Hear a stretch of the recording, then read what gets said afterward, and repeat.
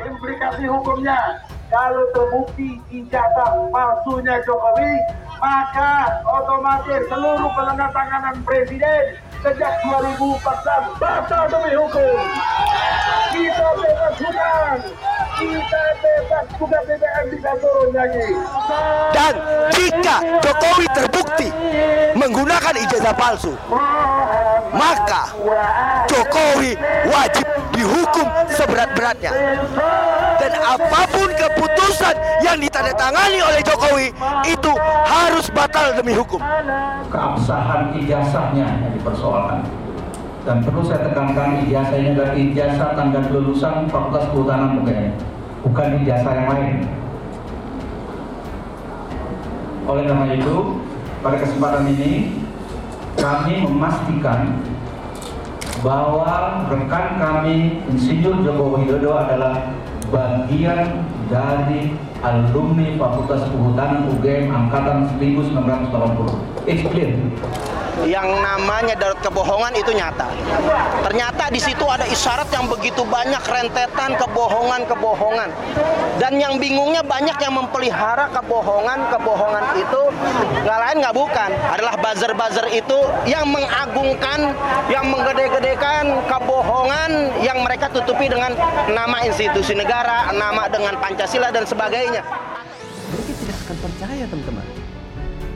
Apalagi yang otaknya sebangsa kadrun, yang mau diperlihatkan foto dan ijazah pun mereka akan mencari-cari kejanggalan yang dipaksakan. Atau mereka sudah melihat tentang video pertemuan Bapak Jokowi dan teman-teman kuliahnya, tetap saja mereka tidak akan percaya. Ya memang itu tipikalnya mereka, teman-teman. Susah untuk mempercayai sesuatu yang benar. Mereka lebih mempercaya sesuatu yang hoax.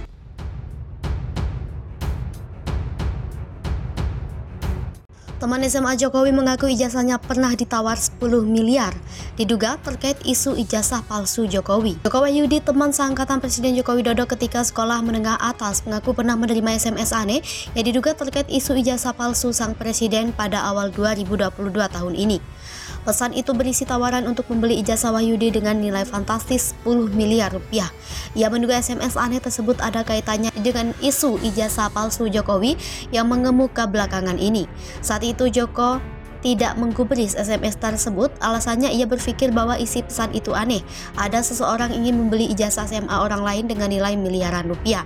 Teman Jokowi ini mengaku langsung menghapus SMS tersebut. Beberapa hari kemudian, ia bertemu dengan adik kelasnya semasa SMA.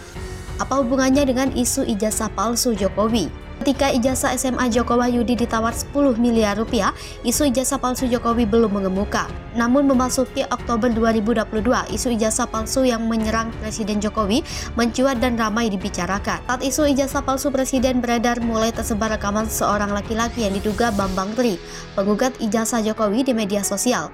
Pria yang diduga Bambang itu mengklaim ijazah SMA Jokowi hasil mencuri ijazah seseorang bernama Joko Wahyudi warga Karanganyar yang ijazahnya ditawar 10 miliar tadi. Isu ijazah palsu pun membuat Joko ingat dengan SMS aneh yang menawarkan 10 miliar rupiah untuk ijazahnya. Ia bertanya-tanya apakah pesan itu ada hubungannya dengan isu liar yang beredar belakangan ini. Joko sebagai teman SMA Jokowi menyebut isu ijazah palsu Jokowi bohong belaka dan tidak dapat dipertanggungjawabkan. Bambang Tri diketahui melayangkan gugatan perdata tentang ijazah Jokowi ke Pengadilan Negeri Jakarta Pusat pada 3 Oktober lalu. Ia menggugat bahwa Jokowi telah menggunakan ijazah palsu ketika berkontestasi dalam Pilpres 2019.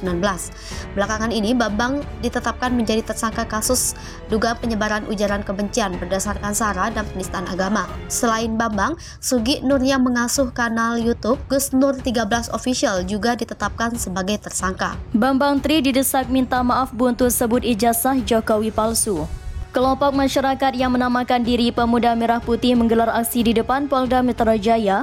Mereka melayangkan protes kepada konten kreator Sugi Nur Harja alias Gus Nur dan penulis buku Jokowi Undercover karena memuat tayangan yang merendahkan kehormatan Presiden Joko Widodo atau Jokowi dalam akun YouTube Gus Nur 13 Official.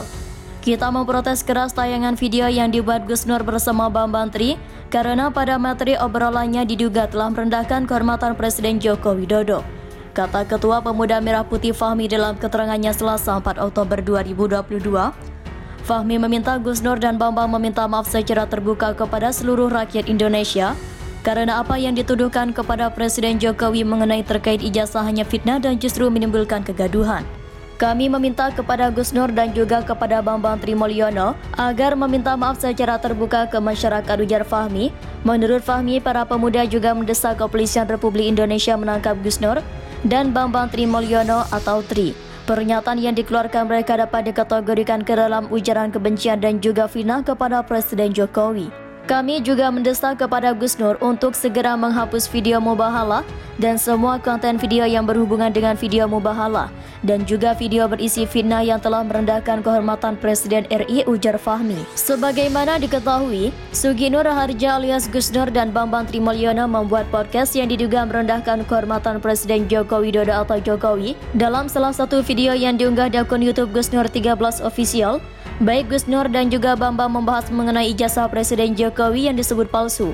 Bahkan Bambang menyebut ijazah ini digunakan Jokowi untuk pendaftaran di Pilpres 2019 lalu.